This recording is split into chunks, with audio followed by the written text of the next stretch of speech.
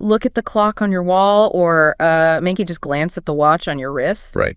Just any clock you have nearby. Yeah. You look at it and you trust that every single second ticking by right now is completely identical to the last one. Of course. I mean, you trust that the minute you're experiencing right now is the exact same minute being experienced by someone on the complete opposite side of the planet. It's just a basic assumption we all make. Exactly. And, you trust that the ground beneath your feet is exerting this invisible pulling force on your body just to keep you anchored. Gravity. Yep. But what if I told you that gravity is actually a complete illusion? Which is a huge claim to make. It sounds insane, right? Yeah. And what if I told you that time is currently flowing at a totally different speed for your head than it is for your feet? It completely breaks your brain when you first hear it. It really does. We just go through our entire lives with this set of deeply ingrained, seemingly untouchable assumptions about how reality operates. Well, yeah, because it's entirely counterintuitive to human experience. I mean, we evolved to understand the physics of throwing rocks and running from predators. Exactly. We didn't evolve to instinctively understand, what happens to the fabric of reality when you approach the ultimate speed limit of the cosmos. No, not at all. Or what mass actually does to the geometry of empty space. Right. So today we're going completely down the rabbit hole to dismantle the very fabric of the universe. I love it. Our mission is to explore the actual mechanics behind Albert Einstein's two world-shattering frameworks. Special relativity from 1905 and general relativity from 1915. Yes, and we have an incredible stack of sources today that break this all down. We're going to understand exactly how and why the universe bends the rules of reality just to maintain a few stubborn secrets. And we really need to break down the actual mechanisms here. Right, because we are not just going to list off a bunch of bizarre facts and tell you to accept them. No, we want to know why time slows down. We want to know how space actually shrinks. So let's start with 1905. Let's start with special relativity. Okay, sounds good. The fundamental premise here is all about the physics of speed and time, and it actually starts with a concept that predates Einstein. Right, Galilean relativity. Yeah, the idea that the laws of physics are the same for everyone moving at a constant speed. And this is the part that actually aligns with our daily intuition, provided we strip away things like friction and air resistance. We've all experienced a version of this. Picture yourself sitting on a commercial airplane cruising at 30,000 feet. Right. Perfectly smooth. No turbulence at all. Yeah. And if you toss a peanut up into the air, you just catch it easily. It falls straight back down into your hand. The peanut doesn't just suddenly fly toward the back of the plane at 500 miles an hour. Right. Just because the plane is moving that fast. Inside that closed system, moving at a constant velocity, the laws of physics really do not care that you are hurtling through the stratosphere. No, it behaves exactly as if you were standing totally still on the tarmac. Okay, so that principle was well established for centuries. It was. But the crisis in physics, the massive problem that Einstein actually set out to solve in 1905, came up because the established laws of mechanics. Meaning how objects move. Right. Those laws were suddenly clashing violently with the newly discovered laws of electromagnetism. Which is how light moves. So the breakdown happens the second we introduce light into the equation. Specifically, the speed of light. Because by the late 19th century, physicists like James Clerk Maxwell had calculated the speed of electromagnetic waves. Which includes visible light, right? Exactly. And his equations spit out a very specific number. It was roughly 186,000 miles per second. But the weird part is, Maxwell's equations didn't say what that speed was relative to. Right. And speed always has to be relative to something. Yeah, if I am driving 60 miles an hour, I am driving 60 miles an hour relative to the asphalt on the road. Precisely. So the physicists of the time just assumed there must be this invisible stationary substance filling the entire universe. Like a medium that light travels through. Yeah, just like sound travels through air or waves travel through water. They called it the luminiferous ether. The ether, right. And they figured the Earth is just swimming through this invisible ether as it orbits the sun. Which means we should be able to feel an ether wind. That was the logic. Right, just like if I stick my hand out the window of a moving car, I feel the wind rushing past me. If the Earth is rushing through the ether, we should be able to measure that rush. And they really tried to measure it. There was this incredibly famous experiment called the Michelson-Morley experiment. What did they do? Well, they built this highly sensitive device designed to measure the speed of light going in the direction of the Earth's movement through the ether. Okay. And then they compared it to the speed of light going at a right angle to the Earth's movement. They fully expected to find a difference. They expected the light moving with the ether wind to behave differently than the light moving across it. Exactly. And what did they actually find? Nothing. A complete null result. Yet, no matter which way they pointed their instruments, no matter what time of year the Earth was orbiting, the speed of light was exactly, completely identical in every single direction. So there was absolutely no ether wind. None at all. I mean, that's like measuring the speed of a sound wave on a hurricane-force windy day and finding out the wind has zero effect on the sound. It just makes no logical sense. It completely baffled the scientific community. But Einstein took that null result and made this incredibly bold, almost arrogant leap of logic. What did you say? He said, what if we just take the universe at its word? What if there's no ether at all? Just throw the whole concept out. Right. He said, what if the speed of light is simply an absolute constant of reality, completely independent of how the light source or the observer is moving? And see, this is where my intuition completely shatters. Let's really work through this because it violates everything I know about movement. Okay, let's break it down. Like if I am on a moving walkway at an airport going 2 miles an hour and I walk forward at 3 miles an hour. A person standing still off to the side sees you moving at 5 miles an hour. Speeds add up. Right, they add up for normal objects. They do for massive objects, yes. So applying that logic to light, imagine I am driving down a pitch black highway at 100 miles an hour. Okay, driving fast. And in the oncoming lane, another car is driving directly toward me at 100 miles an hour. All right. When that oncoming car turns on its headlights, the light shoots out of the bulbs at 186,000 miles per second. Yep, the speed of light. So common sense dictates that because we are rushing toward each other, the speed at which that beam of light hits my eyes should be the speed of light plus the speed of the other car plus the speed of my car. It is the only logical conclusion based on Galilean relativity. But Einstein says no. Einstein says absolutely not. Yeah. The light from those headlights hits your eyes at exactly 186,000 miles per second. Not a single mile per hour faster. Not a single fraction of a mile faster. Furthermore, if you threw your car in reverse and started driving away from the headlights at 100 miles an hour... The light would still catch up to me. Yes, and it would hit you at exactly 186,000 miles per second. It simply does not care what you were doing. So the speed of light is just the universe's unyielding absolute speed limit. Exactly. Okay, but let's think about the math here. If the universe absolutely refuses to budge on the speed of light, if that number is completely locked in stone, the math equation of reality has a massive problem. Why is that? Because speed is just distance divided by time, miles per hour. If the result of that equation can never change, then the only way to make the math work when the observer starts moving is if the distance and the time themselves start changing. And that right there is the stroke of genius. You just hit upon the exact deduction Einstein made. Really? Yes. If light is constant, space and time cannot be constant. They have to be malleable. They must warp and bend to protect that cosmic speed limit. Okay, let's unpack this. Let's get into the mechanics of that bending. Because saying time slows down just sounds like, I don't know, science fiction jargon. It does sound like magic. Let's explain how time actually dilates. And I want to use the classic thought experiment from the sources to visualize this. Let's build a light clock. Oh, that's a fantastic tool for understanding the mechanism. So imagine we build a very simple, albeit highly theoretical, clock.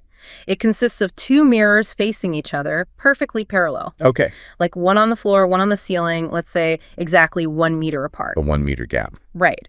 And inside this clock, we have a single particle of light, a photon bouncing up and down between the mirrors. Pinging back and forth. Yeah. And every time the photon hits a mirror, the clock ticks. Tick, tock, tick, tock. Because the distance is fixed and the speed of light is constant, this clock ticks at a perfect, absolute rhythm. So we have our baseline, a stationary clock keeping perfect time based on the speed of light. Exactly. Now, I take this clock and I put it inside a glass train car. And that train car zooms past you at a significant fraction of the speed of light, say half the speed of light.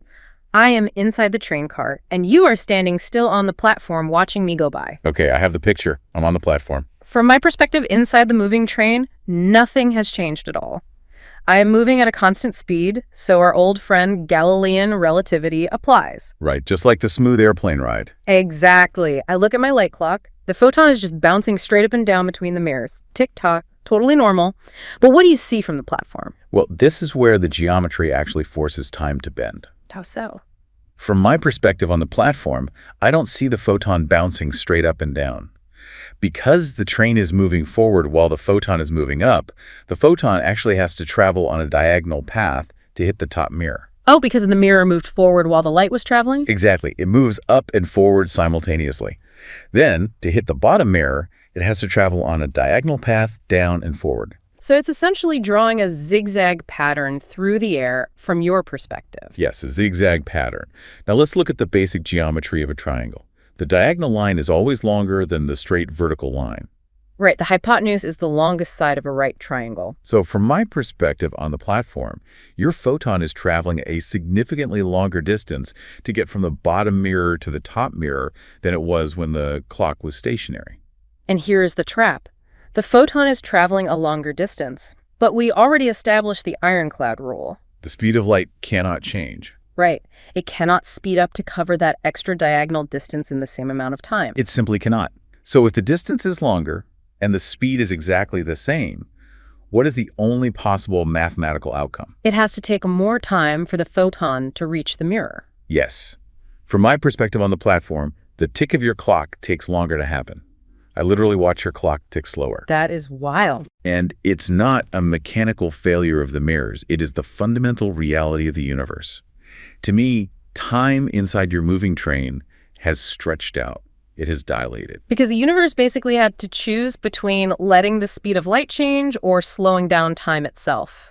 And it chose to slow down time. Always. It always protects the speed of light. And the faster you move light, the closer that train gets to the speed of light, the steeper and longer that diagonal path becomes. So the slower my time ticks relative to you on the outside. Exactly. So if we take this out the realm of theoretical trains and photons bouncing between mirrors, this actually has real physical implications for human beings, right? Absolutely. The most commonly cited real-world proof involves the astronauts on the International Space Station. Right, the ISS. They are orbiting the Earth at roughly 17,500 miles per hour. Because they are moving incredibly fast relative to the people standing still on the surface of the Earth, their time dilates. Okay, so they are the person on the moving train, and we are the person standing on the platform. Exactly. And when they return to Earth after, say, a 6-month stint on the ISS, they are objectively, measurably younger than they would have been if they had stayed on the ground. Wait, really? Younger? Yes. Now, we are talking about fractions of a second because 17,000 miles per hour is still a tiny, tiny fraction of the speed of light. But the mathematical reality is absolute. It is absolute. Their cells actually aged slower. Their physical flow of time was reduced. Which leads us directly into what they call the twin paradox. If we ramp up the speeds, the effects become dramatic. Oh, this is a great thought experiment. So imagine two identical twins. One stays on Earth, the other gets into a highly advanced rocket ship and blasts off toward a distant star at 99% the speed of light. Okay. So from the perspective of the twin on Earth, the traveling twin's time is moving incredibly slowly. Years are passing on Earth, but only weeks are passing inside that fast-moving rocket. But wait, let me push back here. Relativity means everything is relative, right? So from the perspective of the twin inside the rocket, they are stationary. And the Earth is the thing zooming away from them at 99% the speed of light. That's correct. So shouldn't the twin in the rocket look back at Earth and see the Earth twin's time slowing down? And this is why it's called a paradox. Yeah. Seems like a massive contradiction. Who is actually aging slower? If both see the other's clock ticking slower, what happens when they finally reunite? Somebody has to actually be older when they stand face to face, right? And someone is. The paradox is resolved when we realize that the situation is not perfectly symmetrical. How so? Well, the twin on Earth stays in a single inertial frame of reference the entire time. They never experience acceleration or deceleration. Right, they are just chilling on Earth. But the traveling twin has to do something the Earth twin doesn't do. They have to actually fire their engines, accelerate to near light-speed cruise, fire their engines again to turn around, and accelerate back toward Earth. Right, they have to change directions. They change their frame of reference. Exactly. That extreme acceleration breaks the symmetry. When the traveling twin decelerates, turns around, and accelerates back, the shifting frames of reference essentially force their timeline to reconcile with the rest of the universe. So what's the result? The result is that when the rocket lands back on Earth, the traveling twin steps out, having aged maybe 5 years, while the twin who stayed on Earth is now an elderly person, having aged 50 years. Wow. It is literally time travel. Real, literal, forward time travel, permitted by the laws of physics. It is. The universe acts as a buffer. It stretches time to absorb extreme speed just to ensure light always wins the race. This manipulation of time leads to another bizarre concept in special relativity, the death of simultaneity. Yes. The idea that now doesn't actually exist as a universal concept. This is perhaps the most philosophically unsettling part of the whole theory. We tend to think of the present moment as a universal stage. Like, if I snap my fingers right now, I assume that snap happens at the exact same moment for you. And for a miner deep underground, and for an astronaut on Mars. Right. But if time is malleable, then simultaneous is just a matter of perspective. Let's go back to our train to explain this. Imagine the train car is very long and it's rushing down the tracks at a significant fraction of light speed. Okay. I am standing on the platform exactly in the middle of the station. You are standing exactly in the middle of the moving train car. Okay, I am on the fast train. At the exact moment you pass me, when we are lined up perfectly, face to face, two lightning bolts strike the train. One strikes the very front of the train and one strikes the very back. All right, 2 lightning strikes. From my perspective on the platform, I see those 2 lightning strikes happen at the exact same instant. Why? Because the light from the front strike and the light from the back strike travel the exact same distance to my eyes and they hit me simultaneously. I declare, those strikes happen at the exact same time. But from my perspective inside the train, I am moving forward. I am rushing toward the front lightning strike, and I am actively moving away from the back lightning strike. Yes. And because the speed of light is absolute, the light from the front strike doesn't speed up, but the distance it has to cover to reach your eyes is shrinking because you are driving toward it. And conversely, the distance the light from the back strike has to cover is growing because I am driving away from it. So the light from the front strike hits your eyes first. Then, a fraction of a second later, the light from the back strike catches up and hits you. Exactly. So what do I declare? I say the lightning strike at the front of the train happened first and the strike at the back happened second. And the mind-bending part is, we are both right. You are both entirely correct in your own frames of reference. There is no God's eye view of the universe that says one of you is wrong. That is just, it breaks all common sense. It does.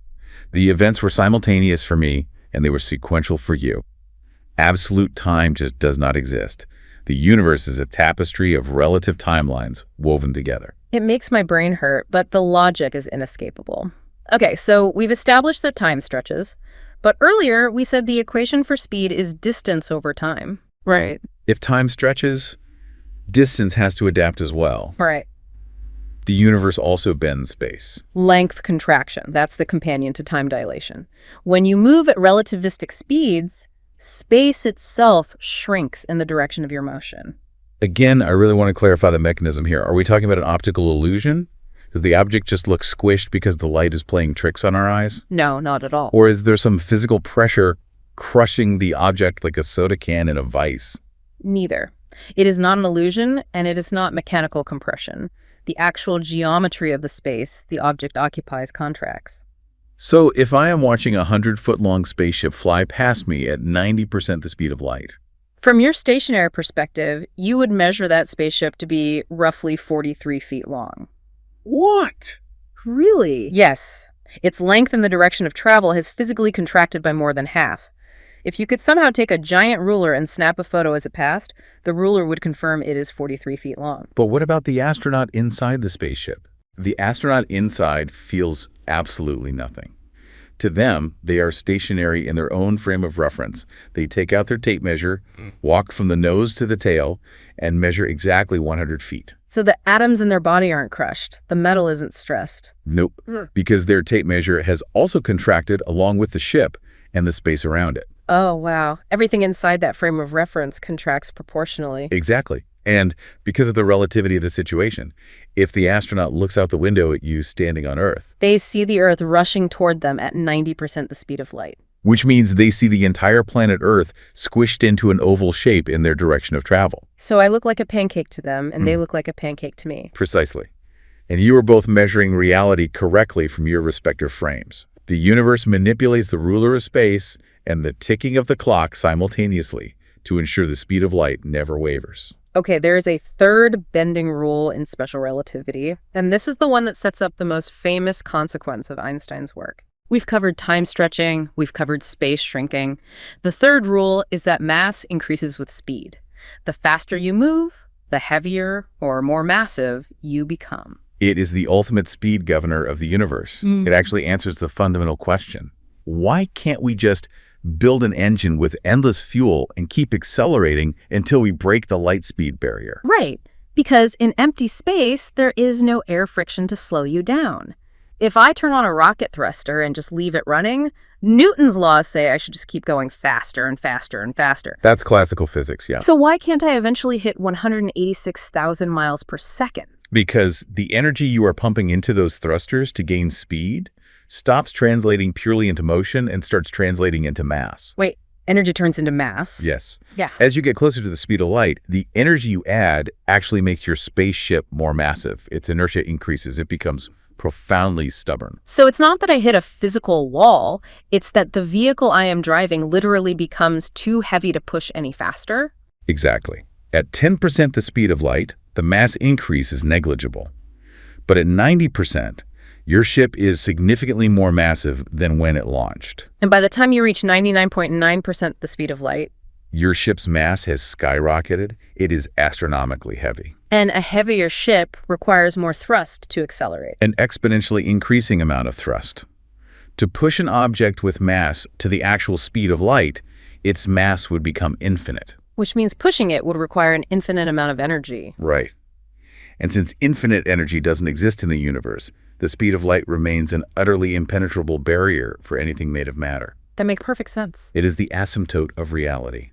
You can get infinitely close to it, but you can never reach it.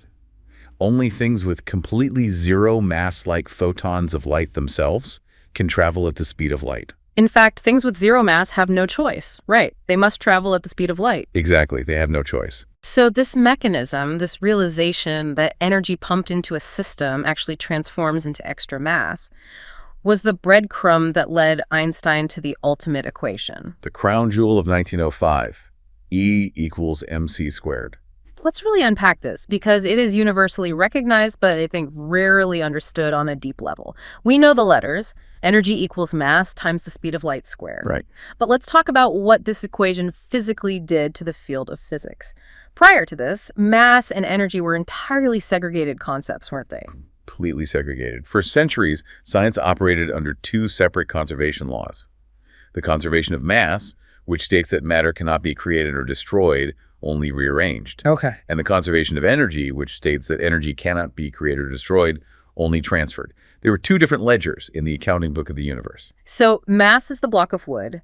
Energy is the heat and light of the fire when you burn it. They seem fundamentally distinct. They do. But Einstein looked at his relativistic math, where energy of motion was converting into the mass of a spaceship, and realized the ledgers were actually the same book. They are the same thing. Yes. Mass and energy are not different things. They are the exact same fundamental stuff, just existing in different states. Mass is essentially frozen, highly condensed energy. Energy is liberated mass. That is profound. And the equation shows us the exchange rate between the two currencies, E equals mc squared.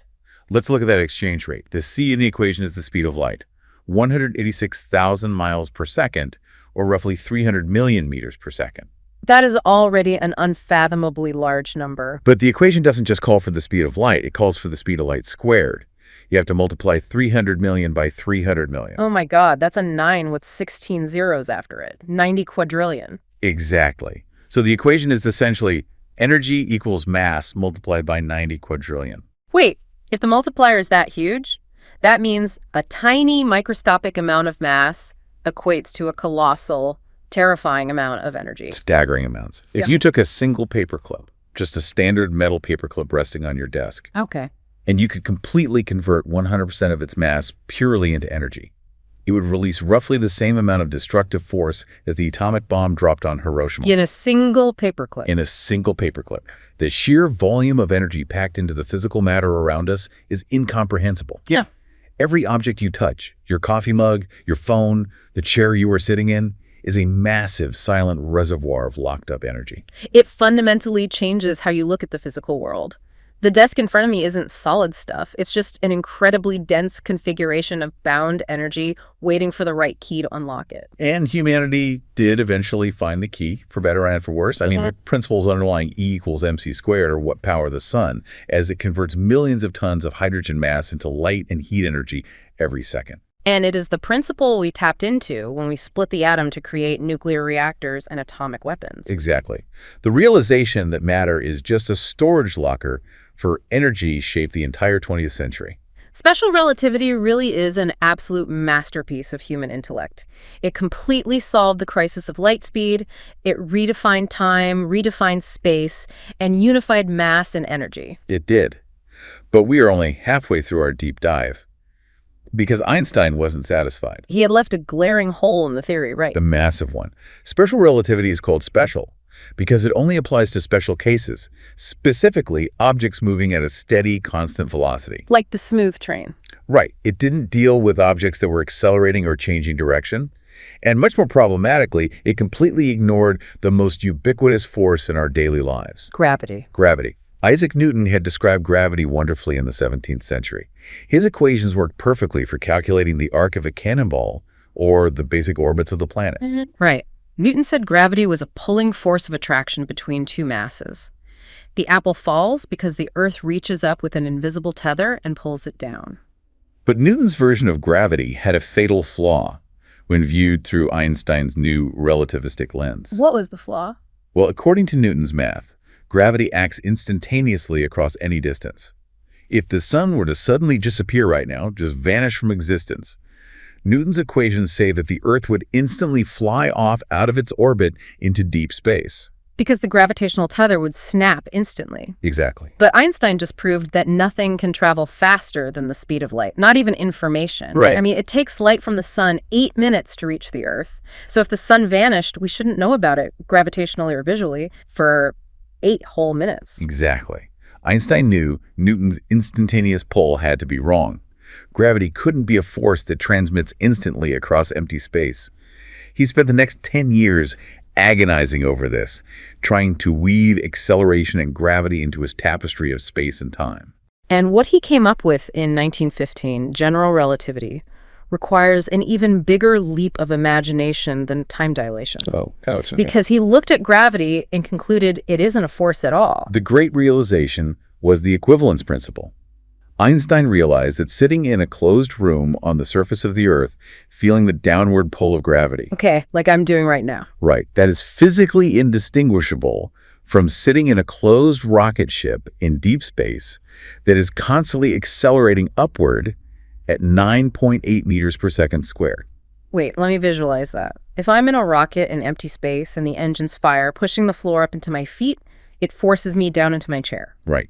It feels exactly like gravity. It does. It feels identical. Precisely. If acceleration and gravity feel identical, and special relativity already showed that acceleration bends space and time, then mass must also bend space and time. Okay, let's talk about this bending, because the cliche analogy that everyone learns in high school is the bowling ball on the trampoline. Right. Everyone knows that one. You put a heavy ball on a stretchy sheet, it dents the sheet, and smaller marbles roll around the dent. That is the standard explanation for orbits. But I feel like that 2D analogy really limits our understanding of what's actually happening in three-dimensional space. We aren't rolling on a flat sheet. You are absolutely right. The trampoline is a helpful entry point, but it's fundamentally misleading because it relies on downward gravity to explain gravity. Space isn't a flat sheet. Let's upgrade the metaphor. Let's do it. If I throw out the trampoline, what am I visualizing? Imagine you and I are suspended inside a colossal room-sized block of clear gelatin. Or, perhaps more mathematically, imagine a three-dimensional grid. Like a glowing neon piece of graph paper. Exactly. But the lines extend up, down, left, right, forward, and backward infinitely. Okay. A 3D matrix of intersecting lines in empty space. In regions where there is no mass, I imagine these lines are perfectly straight, intersecting at perfect 90-degree right angles. Perfect Euclidean geometry. Now let's place a massive object, let's say the Earth dead center, into this 3D grid. Okay, the Earth is in the grid. The Earth doesn't pull the grid lines down. It pulls the grid lines inward toward its center from all possible directions. Oh, wow. The space itself becomes denser, squeezed, and compressed in the vicinity of the mass. The lines curve toward the Earth. So if I am an asteroid flying through space, trying to travel in a perfectly straight line, What happens when I enter this region of squeezed, curved grid lines? You continue to move straight according to your own internal compass. You never turn your steering wheel. But because the actual geometry of the space you are passing through is curving inward toward the Earth. My straight path is bent. Yes, if you are moving at the right speed, you get caught in the curve, continually falling along the bent lines of space around the planet. That is an incredible way to picture it. The Earth isn't reaching out with an invisible magnetic tractor beam pulling the asteroid inward. Not at all. The asteroid is just blindly following the shape of the terrain, and the terrain happens to be funneling inward toward the Earth. Exactly. Space-time tells matter how to move. Matter tells space-time how to curve. That's John Archibald Wheeler's famous summary, right? Yes, it perfectly captures it. Gravity is not a force. It is the physical geometry of the universe. So to bring this down to a human level, right now, sitting in my studio, I feel like I am being pulled down into my chair. But according to general relativity, what is actually happening? What is actually happening is that the massive bulk of the Earth beneath you has violently curved the space-time grid inward toward its core. Oh. Your body simply wants to follow those curved lines. It wants to slide down the geometric funnel toward the center of the Earth. I'm not sliding. Right, because the structural integrity of the floor and your chair are physically in the way. They're pushing up against you, preventing you from following the curve of space. That is wild. The feeling of weight isn't a pull from below. It's the feeling of the floor obstructing my natural geometric path through a curved universe. Exactly. You are experiencing the shape of space. This geometric view of gravity explains so much, and it sets up some truly wild cosmic consequences. Let's dive into the implications of this 3D curved grid. Okay. The first major consequence is how this affects light. Earlier, we established the ironclad rule that light always travels in a straight line at a constant speed. But general relativity says that light can actually bend around stars. Gravitational lensing. This was the first major observational proof that Einstein was right. Walk me through the mechanics of this. How does a massless photon of light, which shouldn't be affected by gravity, end up taking a curved path? Let's go back to your asteroid analogy. The asteroid travels straight, but the road is curved. The same applies to light. Oh, right. A photon of light has absolutely zero mass. It ignores Newtonian gravity completely. It simply travels straight along the grid lines of space. But if the grid lines themselves are warped inward by a massive star, the light beam follows the warp. Imagine a distant galaxy located perfectly behind our sun from Earth's perspective. Normally the sun would block the light from that galaxy. We shouldn't be able to see it at all. Exactly. But as the light rays from that distant galaxy pass close to the edge of the sun, the extreme mass of the sun bends the space-time grid inward. So the light ray, traveling straight along the grid, is actually funneled around the curvature of the sun and redirected toward Earth. Yes. The sun acts as a massive magnifying glass, a gravitational lens. And we've actually observed this, right? We have. During a total solar eclipse in 1919, the astronomer Arthur Eddington measured exactly this. He looked at stars located visually right next to the eclipsed sun. And what did he see? He found that their apparent positions were shifted from where they should be, exactly by the mathematical amount Einstein predicted. The mass of the sun was warping the space around it, bending the starlight like a glass lens. He literally saw space bending. That is astonishing. Okay, the second cosmic consequence of general relativity involves our old friend time dilation. Ah, yes. But this is a new flavor of time dilation. Great. In special relativity, time slows down because you're moving fast. In general relativity, time slows down because of gravity. Gravitational time dilation. The deeper you are inside one of those geometric funnels, the closer you are to a massive object, the slower your time flows relative to someone further out. So the grid lines of space aren't the only things getting squeezed near a planet. The progression of time itself is getting squeezed. Yes. Yeah. A clock sitting on the surface of the Earth ticks measurably slower than a clock floating far out in deep space. Because the clock on Earth is deep inside the gravitational depression created by the planet's mass. Precisely. This sounds like a nightmare for anyone trying to synchronize clocks in space. Let's look at the GPS satellites, for example. We rely on them for everything from navigation on our phones to banking transactions. We do. How do the engineers balance all this relativistic weirdness? It is honestly one of the most brilliant practical applications of theoretical physics. The GPS system relies on a constellation of satellites equipped with highly precise atomic clocks. Okay. To triangulate your exact position on Earth, your phone needs to receive time-stamped signals from multiple satellites. But those satellite clocks are subject to two competing relativistic effects. Okay, let's deduce this. First, the special relativity effect.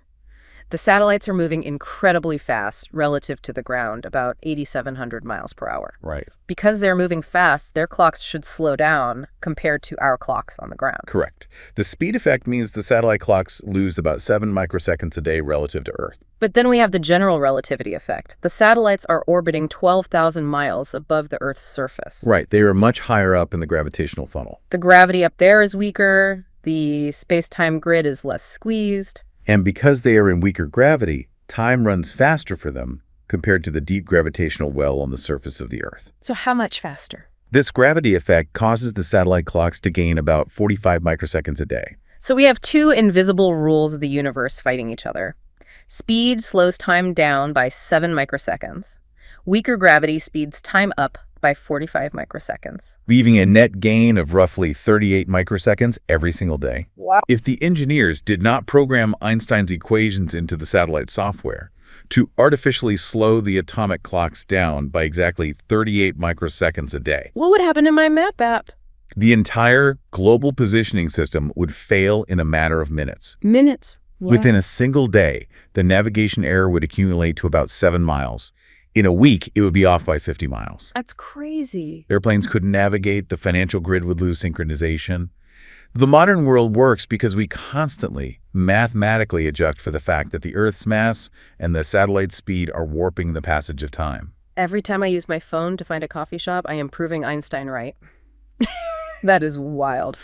All right, this brings us to the extremes. We've talked about how normal planets and stars curve the 3D grid. Right. But if matter tells space how to curve, what happens if you take an unbelievable amount of matter and crush it into a microscopic point? Does the math break? The math points to a singularity. It points to black holes. Let's visualize a black hole using our 3D grid. If the Earth pulls the grid lines slightly inward and the Sun pulls the grid lines significantly inward, what does a black hole do? Well, to create a black hole, you need the violent death of a massive star. When a giant star runs out of nuclear fuel, it can no longer generate the outward energy required to fight against its own immense gravity. So it collapses. The entire star collapses in on itself. Imagine taking a star 10 times the mass of our sun and crushing all of that material into a sphere the size of a city. The density would be unfathomable. The density approaches infinity. The gravitational pull becomes so utterly extreme that the 3D grid of space-time is pulled inward with such violence that it essentially creates a bottomless pit, a geometric sinkhole. A sinkhole in space. Yes, and the inward flow of space becomes faster than the speed of light. Wait, space itself can flow inward faster than light? I thought nothing could go faster than light. Nothing moving through space can go faster than light. But space itself is the fabric of reality. It has no speed limit for how fast it can expand or contract. Oh, that is a huge distinction. Inside the boundary of a black hole, the event horizon, the space-time grid is collapsing inward toward the singularity so violently that even if you fired a laser beam directly outward, the space the light is trying to travel through is rushing backward faster than the light can swim forward. It's like trying to swim upstream in a river that is flowing backward faster than you can paddle. You inevitably get swept down into the drain. Exactly. Not even light can escape the geometric trap. The event horizon is the point of no return. Once you cross it, all paths through space and time point inevitably inward toward the singularity at the center. A point of infinite density where all our current laws of physics simply shatter. Right. And what happens to a physical object that actually falls in? I've heard the term spaghettification, which sounds like a cartoon, but is actually a terrifying gravitational concept. It's very real. Yeah. Because the curvature of space is so extreme near a black hole, the gravitational pull on your feet would be millions of times stronger than the gravitational pull on your head. Just because my feet are a couple of meters closer to the singularity. Yes. The gravity gradient is unbelievably steep. It would physically stretch your body out like a long strand of spaghetti while simultaneously crushing you inward from the sides, long before you even reach the center. It is the ultimate extreme of general relativity. It really is. Now, for decades, black holes were just considered a mathematical quirk, right? Einstein's own equations predicted them. But even he doubted that nature would allow something so monstrous to actually form. That's true. Many physicists thought they were just an artifact of the math pushed too far. But over the latter half of the 20th century, we began to detect the intense X-ray radiation of stars being ripped apart as they orbited invisible, massively heavy companions. We started seeing the evidence. We observed the centers of galaxies swirling around supermassive dark regions, and finally we actually captured a direct image of the shadow of a black hole's event horizon. They are real, and they are common. Which perfectly sets up the final piece of the relativity puzzle. Because if black holes are out there, sometimes they must collide. Yes, they do. And if gravity is the curving of the space-time grid, what happens to the grid when two infinitely dense sinkholes smash into each other? That leads to the most delicate, complex, and profound prediction Einstein ever made. Gravitational waves. Ripples in the fabric of space-time itself. Let's break down the mechanics of a gravitational wave. How do we shake space? Let's go back to our pond analogy. If you drop a stone into a perfectly still pond, it creates waves of water that ripple outward. Now imagine space-time as that pond. Okay. If you have two massive black holes caught in each other's gravitational grip, they will spiral inward, orbiting each other faster and faster. And their massive gravity is constantly churning and distorting the space-time grid around them. Like an egg beater churning water. Precisely. And in the final fraction of a second, when those two black holes collide and merge into a single, larger black hole, a colossal amount of mass is instantly converted into pure kinetic energy. And that violent explosion of energy rings the fabric of space-time like a giant bell. It sends shockwaves radiating outward in all directions at the speed of light. But these aren't shockwaves of sound or light. These are waves of geometric distortion. Yes. As a gravitational wave passes through a region of space, it literally stretches space in one direction while squeezing it in the perpendicular direction. Wait, what does that mean for objects inside that space? Well, if a strong gravitational wave passed right through you right now, you would physically become momentarily taller and thinner, and then shorter and wider as the wave oscillates through your body. Wait, my physical body would stretch and squeeze just because the grid lines I am occupying are stretching and squeezing. Yes. That is horrifying. But don't worry, by the time these waves reach Earth from black hole collisions millions or billions of light years away, they have dissipated so much that the stretching is infinitesimally small. We're talking about distortions on the scale of a fraction of the width of a single proton. A fraction of a subatomic particle. Which brings us to the monumental challenge of actually measuring this. Einstein predicted these waves in 1915 using just a pen and a piece of paper. He looked at his math and said, space should ring. He did.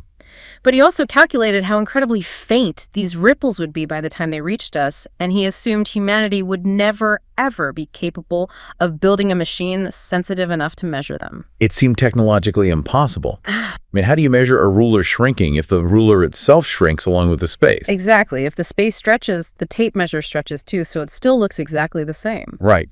The only way to measure space stretching is to use a ruler made of something that the universe refuses to alter. The speed of light. The speed of light. Now, that is absolutely brilliant. It all loops back to 1905. It is the ultimate synthesis. To catch gravitational waves, scientists built the LIGO observatories. They are giant L-shaped instruments called interferometers. How do they work? They consist of two massive vacuum tubes, each 2.5 miles long, set at a perfect 90-degree right angle. So they shoot a single laser beam, split it in half, and send one half down each 2.5-mile tunnel. Exactly. The lasers bounce off mirrors at the end and come back to the center. Because the tunnels are the exact same length, the light waves return perfectly in sync and they cancel each other out. The detector remains dark. But if a gravitational wave rolls through the Earth, the wave stretches space in one direction and squeezes it in the other, which means one of the 2.5-mile tunnels physically gets a tiny bit longer, while the other tunnel gets a tiny bit shorter. And because the speed of light is absolute and unyielding, the laser beam traveling down the slightly stretched tunnel takes a tiny fraction of a second longer to return than the beam traveling down the squeezed tunnel. They arrive back slightly out of sync. And the detector registers a flicker of light. Yes. On September 14, 2015, exactly 1 century after Einstein published his theory, the LIGO detectors in Washington and Louisiana both registered a tiny, identical flicker. A wave from a black hole collision. It was a gravitational wave that had traveled for 1.3 billion years across the universe. It stretched the 2.5-mile tunnels by a distance thousands of times smaller than the nucleus of an atom. But it was enough. We finally heard the universe ringing. He did. It is just awe-inspiring. It took 100 years of relentless technological advancement, the most sensitive lasers and mirrors in human history, to physically measure what Einstein's mind deduced with sheer logic. It proves that space is a dynamic, physical, vibrating fabric. It fundamentally shifted astronomy. For thousands of years, humanity could only look at the universe through light. We only had eyes. The detection of gravitational waves means we finally have ears. We can listen to the dark, violent events in the cosmos that emit no light at all. We have covered a truly monumental amount of ground today. We completely tore down the rigid reality we thought we lived in. We really did. We learned from special relativity that time is not universal. It is a flexible buffer that slows down to protect the ultimate speed limit of light.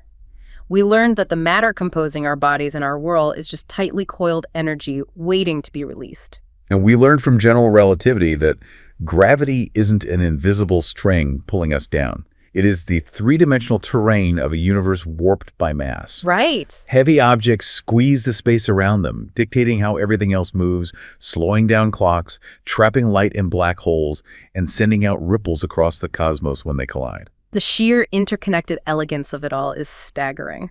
But I want to leave everyone listening with one final provocative thought that builds precisely on these mechanics we've just explored. It's a thought experiment from the sources that pushes the math to its ultimate extreme. The photon's perspective. Yes. We established that the faster you move through space, the slower you move through time. As you approach the speed of light, your timeline stretches out endlessly. So, follow that mechanism to its absolute limit.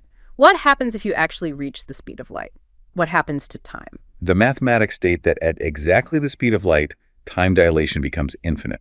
Time simply stops. Time completely stops. So if we imagine the perspective of a single particle of light, a photon created in the fiery core of a star in the Andromeda galaxy, 2.5 million light years away. Okay. From our perspective on Earth, we watch that photon travel through the freezing void of deep space for 2.5 million years before it finally enters a telescope lens and hits an astronomer's eye. A journey spanning entire epochs of human evolution. But from the photon's perspective, because it is traveling at the speed of light, it does not experience the flow of time whatsoever. None at all. For that particle of light, its violent birth in the core of an alien star, its 2.5 million year journey across the silent abyss of the cosmos, and its final destruction as it impacts your retina. All of it happens in the exact same instant. To a photon, existence is entirely instantaneous. There is no past, there is no future. The beginning and the end of its cosmic journey are the exact same moment. A life lived in 0 seconds. We are constantly bathed in light that doesn't even know time exists, just something to ponder the next time you flip a light switch or stare up at the night sky. The universe is infinitely weirder and more beautiful than our daily lives suggest.